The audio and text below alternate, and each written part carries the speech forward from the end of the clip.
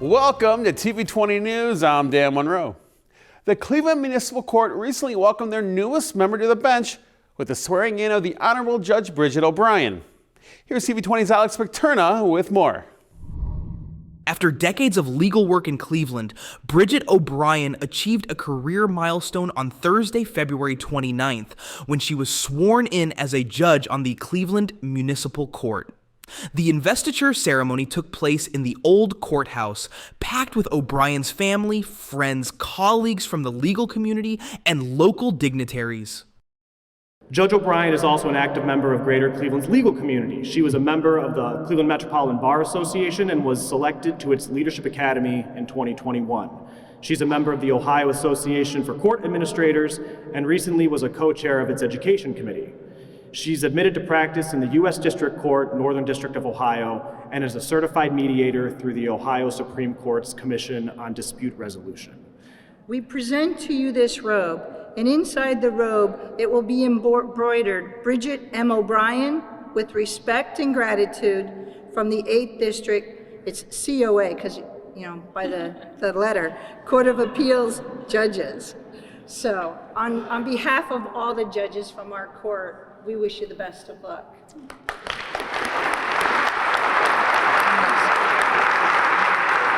In a touching moment, O'Brien's parents had the honor of administering the oath of office to their daughter.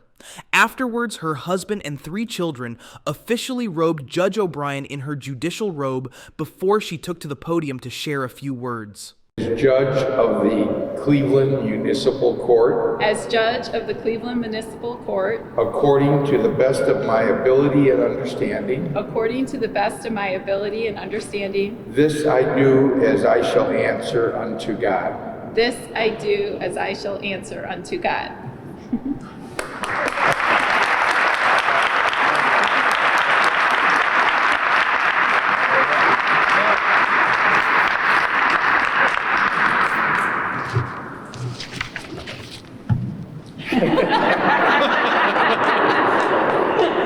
I tried. Treat all people that appear before you as how you would want your relatives to be treated. Your mother, your father, sister, brother, son. And to me, this means being timely, prepared, and knowledgeable of the law, to listen and be open-minded, and to make a decision that is fair to the individual and safe for the community, all while not losing sight of the human before me. I hope to make you all proud. For TV20, this is Alex McTurna. Thanks, Alex. In an effort to help residents clear their records and start fresh, Legal Works and NORA hosted an expungement and warrant removal clinic. Thanks, Dan. Right now we are at the Northern Ohio Recovery Association right here on East 55th and St. Clair, where Legal Works is providing free legal assistance for the community. A lot of these arrest warrants are basically for rather incidental offenses like traffic offenses or an open container, a minor marijuana charge or something like that. So I started working with the Famicos Foundation over on Ansel Road, and we founded Legal Works together. And then in the process of doing that, when I would interview people, I would find out about their criminal record, and they would tell me what it was, and I would say, hey, all this stuff is sealable. This happened like 20 years ago. This is a minor theft offense or a minor drug offense. Why haven't you gotten rid of this? And a lot of people would say, I didn't know you could do that. I didn't know that was a possibility. Or they might have gone to a defense lawyer, and I'm not trying to throw defense lawyers under the bus because I am one, but a lot of lawyers would charge $1,000, $1,500, and up on a motion to seal or expunge, which is a relatively simple motion. So Legal Works was actually founded to help get rid of these arrest warrants and to help people seal and expunge their records. The goal is to empower individuals with a chance for a new start. Everyone deserves a second chance, and these services will help to reduce barriers involving employment, housing, and overall community integration. I think it helps just like ex-felons and people that are in the system, that's out there and don't have any money and that is afraid to go back to court, help them come in and redirect their lives and stuff. Because I'm on parole, I've been on parole for a year now. I'm about to get off next week and everything, and I learned about this program through my parole officer, and it's a big, great accomplishment and help for me to redirect my life. The response was overwhelming. The line for services was steady throughout the day, with individuals eager to take this step towards a brighter future. We can help the public be reacclimated into the workforce. A lot of people come to us and they are able to go back to school and continue their education. Just because they make a mistake one time or a couple times even, if they're prepared to start life over, then we have to give them the opportunity to start over. We allow people to not be defined by the bad mistake they might have made years ago. So we're able to give people a second chance, and it's very gratifying to do this kind of work. And there you have it. Legal Works is doing great things for our community, and if you need help with any kind of legal assistance, please feel free to contact them. I'm Errol Porter, reporter for Cleveland TV20. We are Cleveland. Hopefully this clinic serves as an inspiration for other cities to provide similar opportunities for their residents. The Cleveland Auto Show made its much anticipated return to the IX Center, showcasing a multitude of new cars, concept cars, and old classics. Here's TV20's Alex Paterna with the story. Tracing its origins to the early 20th century, when it showcased locally manufactured automobiles, the Cleveland Auto Show has evolved into a grand spectacle featuring hundreds of vehicles from all major manufacturers. This expansive exhibition serves as a valuable platform for consumers, offering them an opportunity to explore and experience the latest offerings from the automotive industry under one roof. We have well over 500 new cars on the floor, and that's what people are here to see. I mean, even today, people at lunchtime are here taking a look at cars, sitting down, comparing different brands, and really for education, trying to figure out what they want to buy. I mean, the cars are the second largest purchase to a home, and so they're going to take some time. This is a low pressure environment for somebody to come in and say, hey, I can ask a lot of questions of people, get some information, and ultimately there's another step here at the auto show. We have 6 different manufacturers that are running ride and drives outside, and we added Tesla this year, so Tesla's the first time participating in the show. We have Stellantis, we have Subaru, we have Chevrolet, Volkswagen. I'm going to miss one of them, Kia. And again, and there's not only 6, you got 9 different brands, because Stellantis have a bunch of brands. You can actually test drive the vehicle. So we have a refreshed Rogue here. We made some changes to it on the front and rear fascia. It's our best-selling vehicle. So it's gorgeous. It gets great mileage, up to 37 gallons on the highway. It's got a huge 12-inch display screen in there that has Apple CarPlay, Android Auto, even Google Assistant added for this year. And it's all-wheel drive, which is great for the Cleveland area. We have the new Tacoma is phenomenal, and the hybrid version of that. By the way, our pickup truck's also hybrid. So we have the Tacoma, which is a big seller nationwide. It's the best-selling small truck, mid-sized truck. The RAV4, of course, is the best-selling vehicle in the nation besides the heavy-duty trucks, the best-selling consumer vehicle. So RAV4 is always popular. Camry, of course, is the best-selling car. So there's we have a lot of bestsellers right now. Yeah. However, the Cleveland Auto Show extended its appeal beyond those actively seeking to purchase a new vehicle. For automotive enthusiasts and appreciators alike, the event offered a multitude of attractions. The illustrious Millionaires Row showcased a stunning array of exotic and ultra-luxury vehicles. Conversely, the Classic Car Hall catered to those with a penchant for nostalgic charm, where proud Clevelanders had the opportunity to display their meticulously maintained and cherished vintage automobiles. We're asking for people individually that live in the market and say, hey, can we borrow your car for 10 days? Sure. And I also going to have a seat over here, and I'm going to tell everybody my story about my car. That's what it's all about. The classics, and they're anything that's 25 years or older. And the best part about walking through there is you have a family member saying, I have one of those, or I had one of these, or hey, Grandpa, I had that, And so it's a tradition. It's something to see some of the styling cues that are in those vehicles brought onto the new vehicles on the new floor. Whole different set of vehicles, but again, another feature of the show. Although direct sales transactions are prohibited on the showroom floor, the Cleveland Auto Show provided attendees with a unique opportunity to engage directly with brand representatives and obtain comprehensive information about the vehicles on display. This year, a significant point of discussion revolved around the burgeoning hybrid and electric vehicle markets. I think some of the shift you'll see on the floor now is internal combustion's always going to be around, okay, or it's going to be around for a long, long time. But we are starting to see a lot of different hybrids, and there's some focus on those. And then purely EVs, there is a higher percentage throughout the whole show of vehicles that are here for people to take a look at, ask questions about. And that's kind of the transition we're starting to see over the past couple of years. Maybe even 2 years ago, we were seeing 2 or 3 on the floor where there's 15, 20 of them at least on the floor that you can take a look at. So Nissan has plans to electrify 40% of the lineup by 2030. So I would say Aria is that direction, right? It's fully electric. We also make the Leaf, which was the first EV on the market. We don't have it here today, but the Aria has kind of come in. A lot of people are looking for that crossover size vehicle. It does have a greater range, so you can get up to 304 miles with an Aria just on one charge. So that's kind of the direction that we're headed. So we have, believe 16 or 17 electrified models in our lineup, and 2 to 3 more coming by the end of the year. That includes different choices, though. You have hybrid vehicles, which you just drive, you don't plug them in. They have many, many benefits, in addition to the great fuel economy, of course. Then we have a couple of plug-in hybrids, which allow you to plug them in, but you're not forced to plug them in. So you're not reliant upon plugging them in, but we certainly hope you do. You can plug them into a regular outlet, or you can get a little charging station in your garage if you like. So those give you 40 to 50 miles of pure electric, which is enough for most people to drive all electric day in and day out. But you can still hop in the car and go to California if you want to on the hybrid system. So it's like 2 cars in one.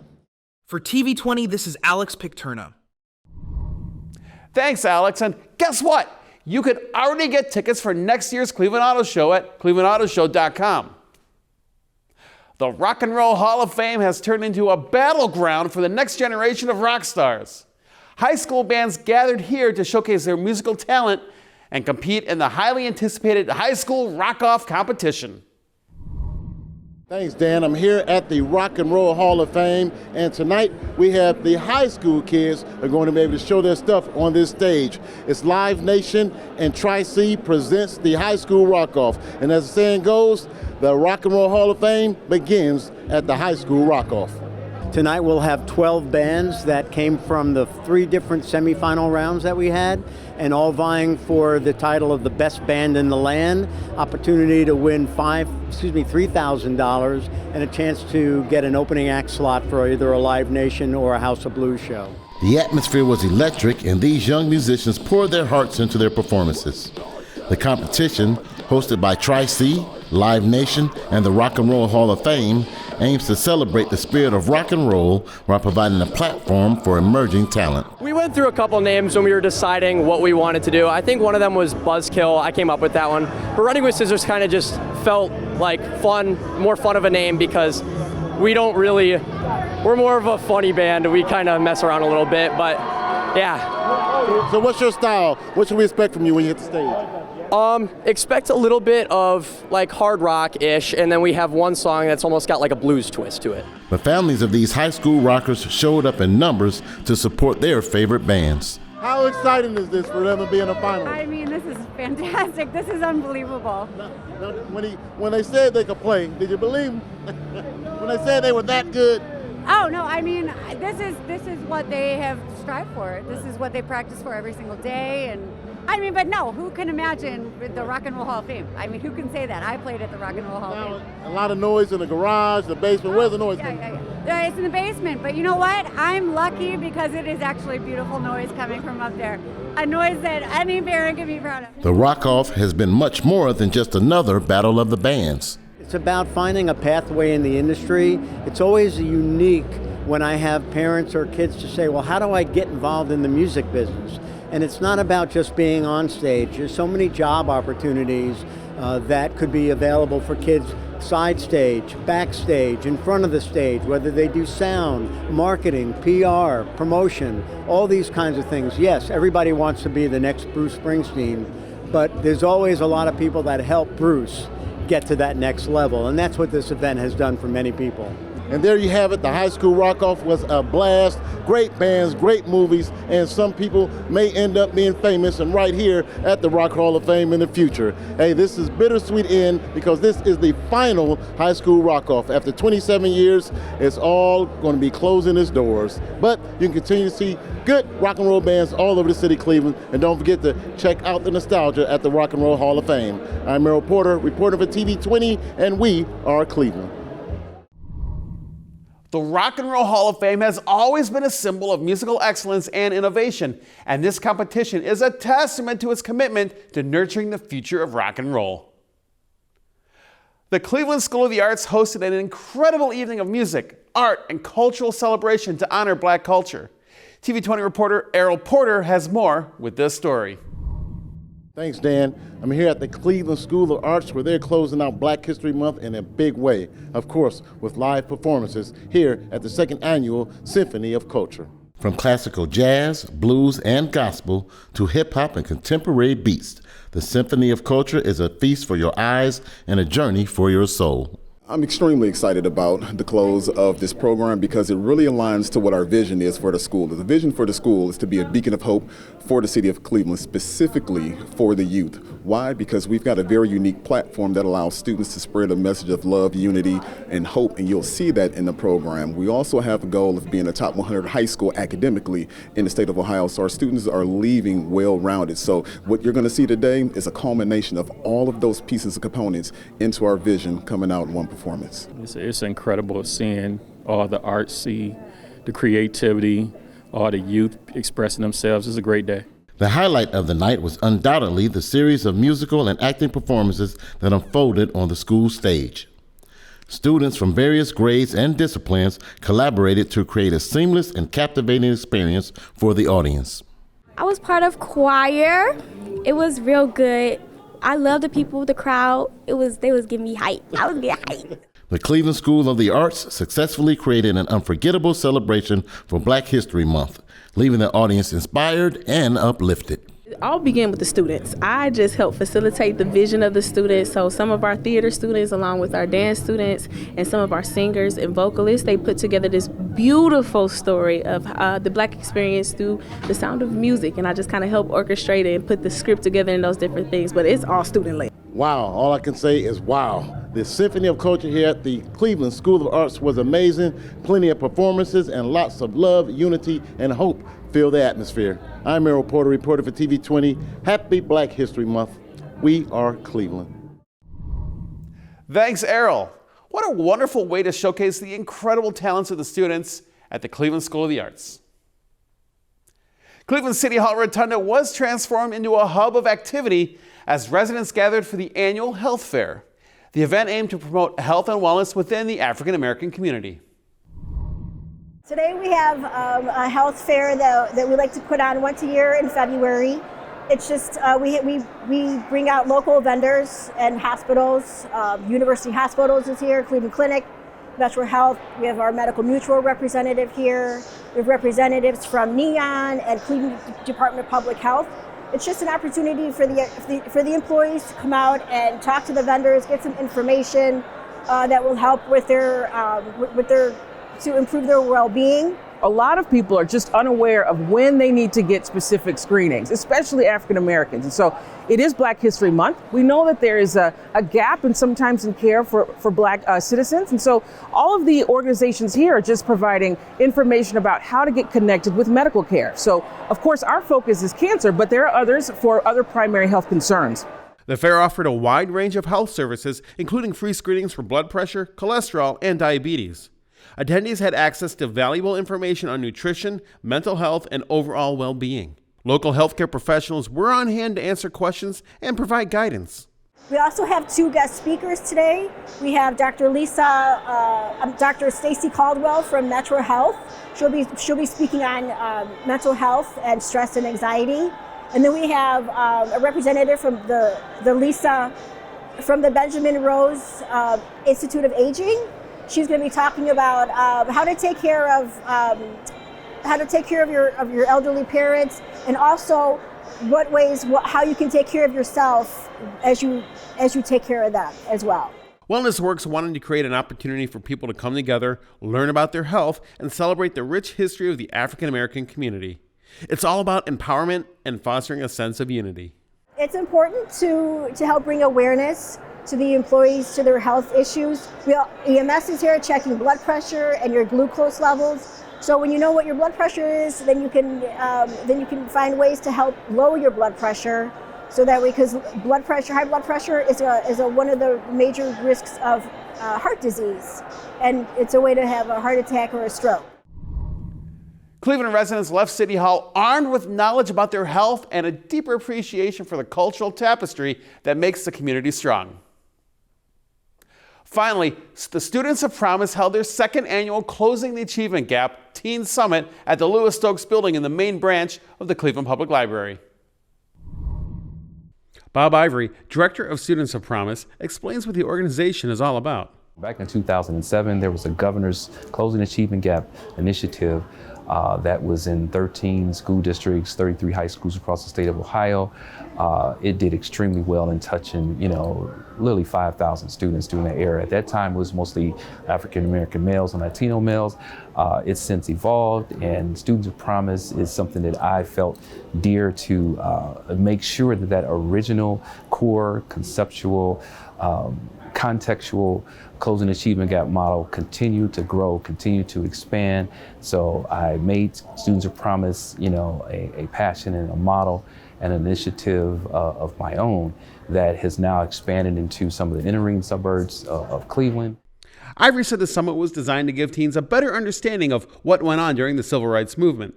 I wanted to make sure that our students had a variety of experiences. We have a variety of facilitators and providers and speakers and even some civil rights pioneers that'll be here to share their firsthand experience as a part of the civil rights movement. Ivory said the day involved numerous guest speakers along with several breakout sessions. So we have 4 breakout sessions that are taking place. One is Things Go Better with Education. That one is really dear because it's being facilitated by 3 former students of mine. They were former students in this very program, and now they are professionals, they are accomplished, they are represented in their fields, and they're actually leading groups themselves now. So our second group is self-awareness. We have another group around social justice and violence prevention, and then we have a final group that deals with character and leadership. It was an amazing day full of learning, knowledge, and understanding among the teens.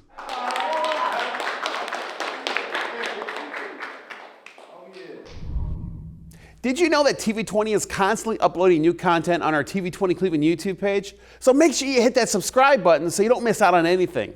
You can also connect with TV20 Cleveland on your favorite social media platforms like Facebook, Instagram, and X. Coming up next, learn about what's going on with the Cleveland Metropolitan Schools with this week's CMSD 360. Thanks for watching TV20 News. I'm Dan Monroe. Be sure to stay tuned for more on TV20. We are Cleveland.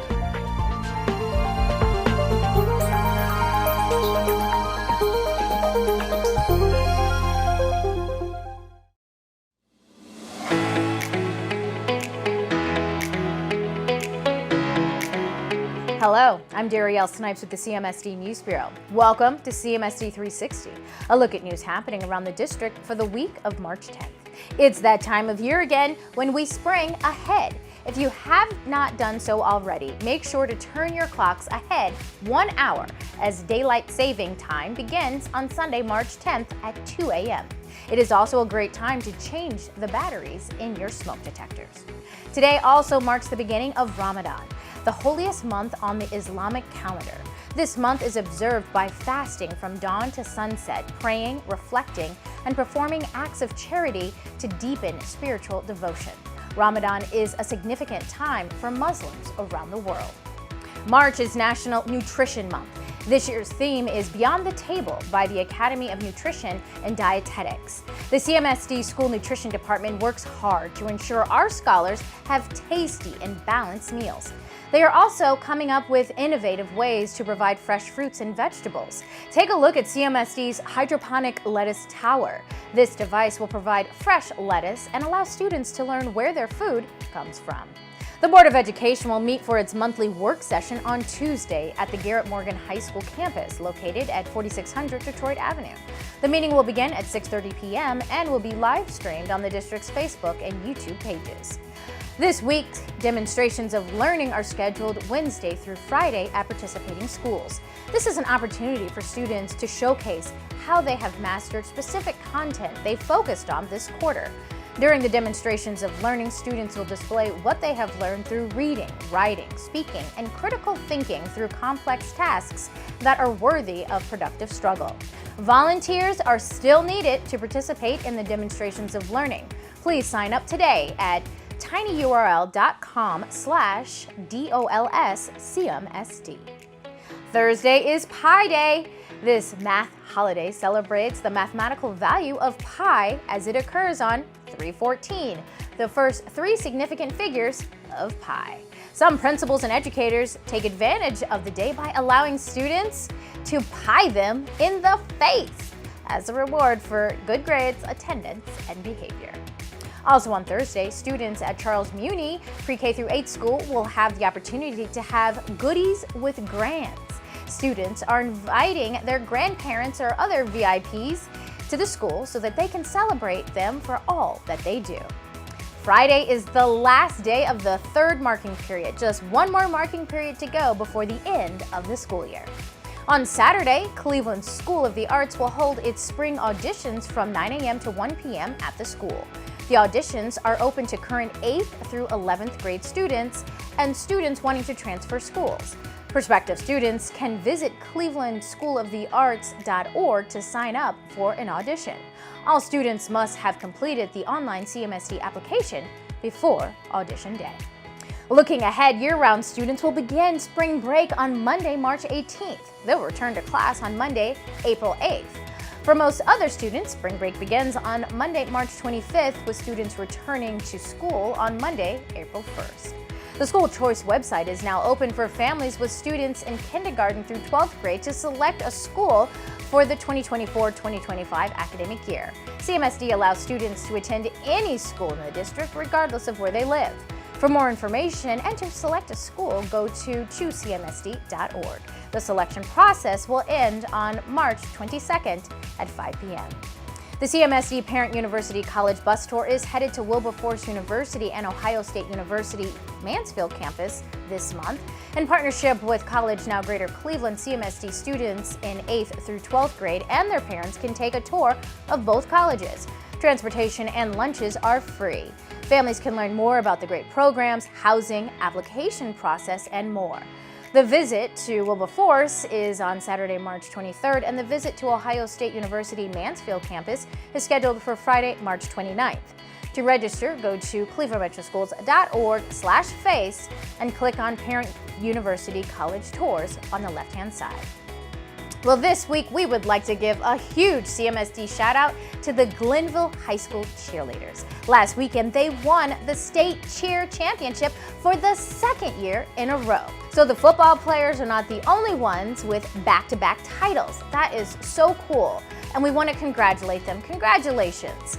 Now, if your school, staff, or students are doing something amazing, we want to hear about it. Please tag CMSD on social media and definitely use the hashtag CMSD Shoutout.